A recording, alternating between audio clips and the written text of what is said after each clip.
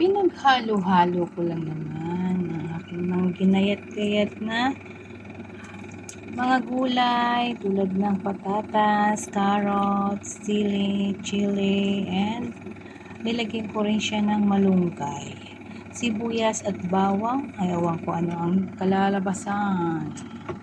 Ating piprituhin sa ating nilunaw na itlog. Ay, magagawa tayo ng ano ba yung tawag doon? Basta, titingnan ko kung paano ito magawa. At ito na nga, ating ilalagay ng ating itlog. Ayan, napabuhos pa ng marami. Nag-invent ako ng aking ulam ngayon tanghali kasi ako'y gutom na. Wala naman akong aulam. Kaya ang naisip ko ay magayat ng mga gulay at aking ilalagay sa itlog. Yung ganereayo, malagay ko din niya yun. Ano ang tawag ba din? Basta, ayan, ilalagay ko lahat dyan yan.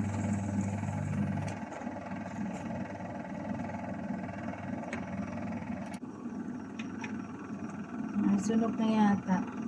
Papaikutin ko din yan. Aking aking itlog. Ayan, tortang itlog baga. Tortang itlog na may ay naku naman, nasira pa. Na may gulay-gulay na hiniwa. Oh, ito. May ganyan. Tortang itlog na may hiniwa. Pagugulungin natin. O, diba?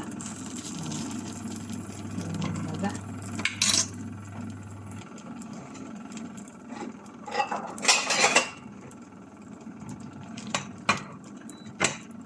Ayan ang ating tortang itlog.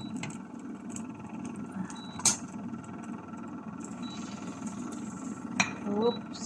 Ayan na po ang aking ginawang pangkulang ko ngayon tanghalian.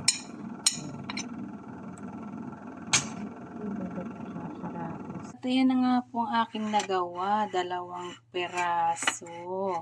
Para na rin sa aking hapunan yan. At itong aking kanin.